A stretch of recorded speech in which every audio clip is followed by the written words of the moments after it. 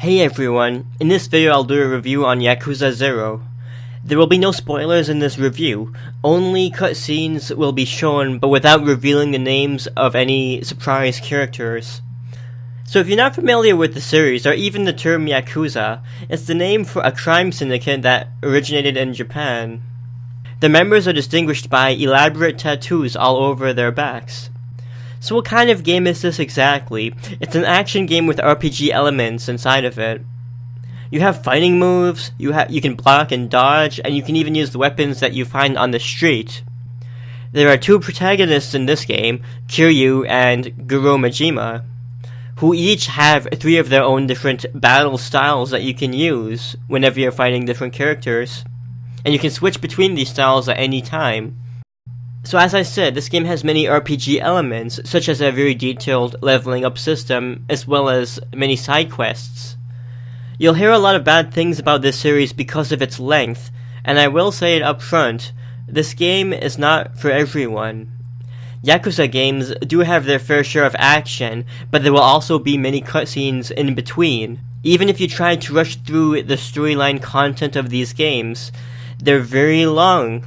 Most individual titles in the Yakuza franchise can take 20 to 40 hours, even if you're trying to just rush the main story alone. That's not even including the whole bunch of optional content that you can choose to pursue as well. So if you like cutscene-heavy games, such as maybe Metal Gear Solid or even Ashura's Wrath, you'll like this. This game does have both low-budget, kind of storyboard-looking cutscenes, but it also has amazing CGI cutscenes as well. But the amazing thing is that you'll never actually see a cheap 2D cutscene. Even the budget cutscenes are still done pretty well. If you like really dramatic plots, and if you're able to suspend your disbelief, even just a little bit, you'll really enjoy this plot. If you enjoy watching, let's say, Asian drama films with subtitles, you'll really love this title. This title would have even made a good movie, for instance, I believe. This game is just like those older Asian movies that you'd see. And, you know, this game has a little bit of everything in it. It has a romance, suspense, action, comedy, whatever you can think of. And this game even has an extremely detailed plot. You heard me say that if you enjoy watching those Asian kinds of movies with subtitles, you'll enjoy this, and you might wonder why I say that. This game actually has original Japanese voices and only English subtitles that you have to read.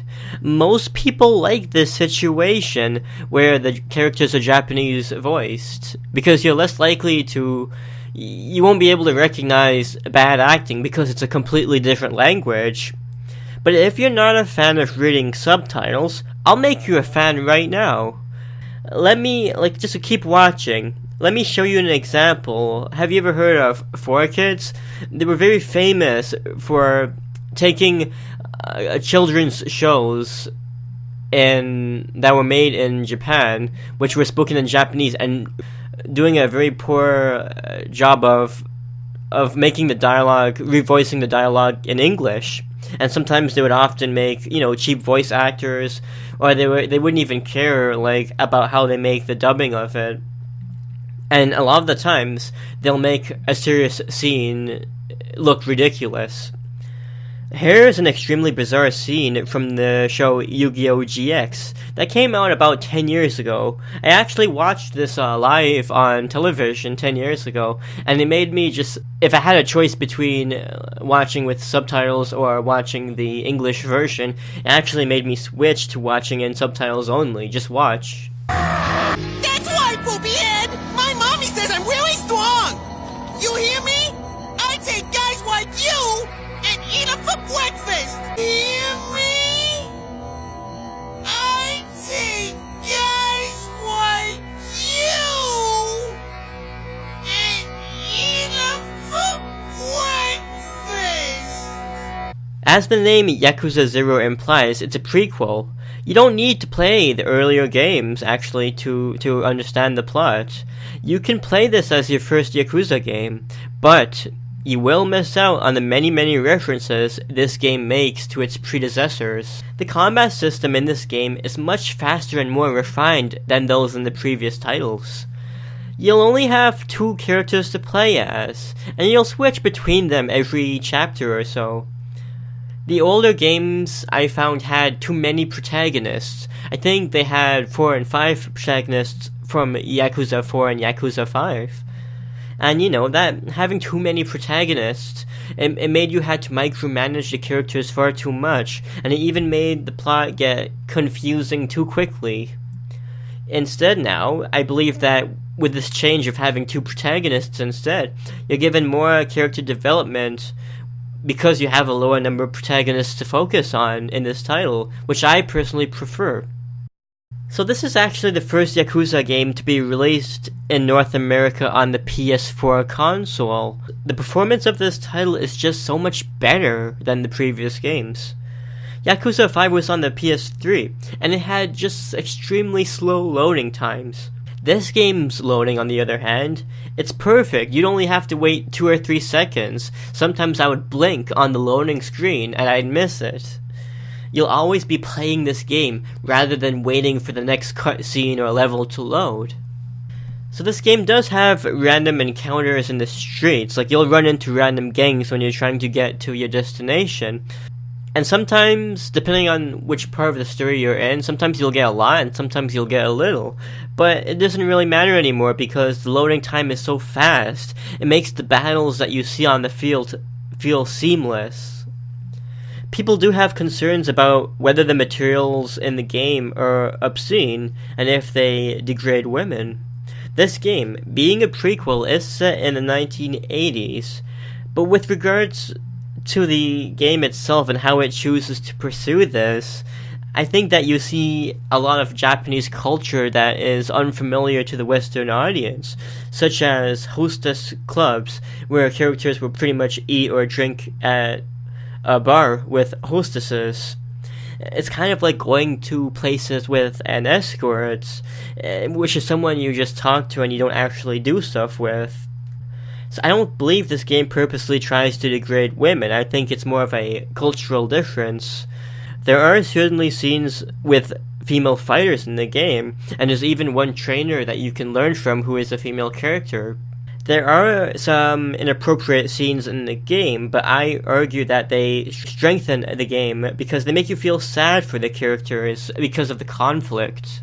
There are definitely a few instances of sexual assault in the game, so if you're sensitive to those kinds of materials, you might want to avoid this game.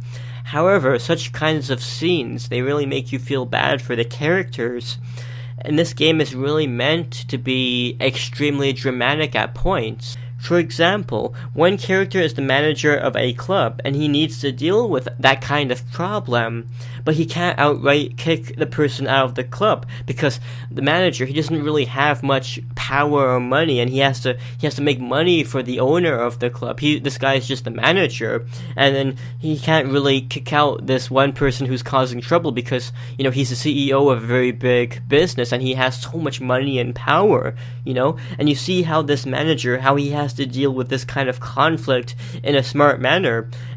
He's been kicked out of his family and he wants to get back in, which means he has to make a lot of money, but if he kicks him out, he can't get as much money and it makes him look bad, so he ends up coming with a really good solution to the problem. And the shows, these kinds of scenes, they actually help the character development. Like, you see how characters deal with conflict and how they keep improving themselves over time. Aside from the main plot, there are many mini-games and side quests for you to complete.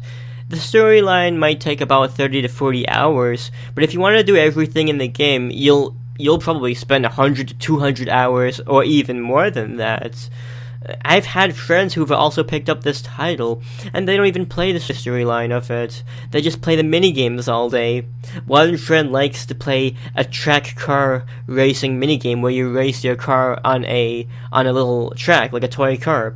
Another friend just plays pool all day. I have one friend who plays shogi, which is just a Japanese variation of chess. And I think that even if you pick this title up for the actual storyline and the combat, chances are you're gonna find a minigame that you really like and that you'll spend a lot of time on. All in all, I think that my money was extremely well spent on this title. This prequel, surprisingly, is even better than the main games, and that's not an unpopular opinion. For me, this is my favorite title in the whole Yakuza series because of how well it plays.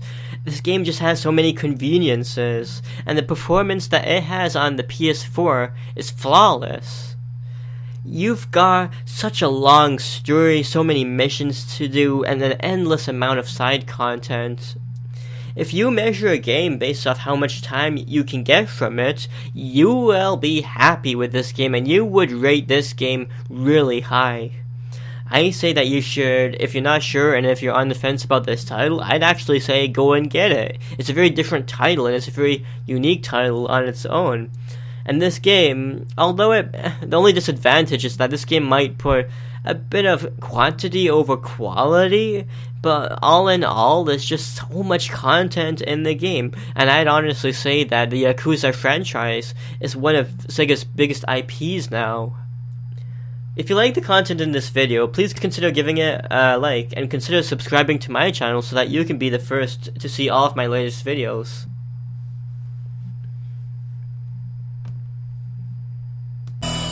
Looks like you've had enough! For now, anyway!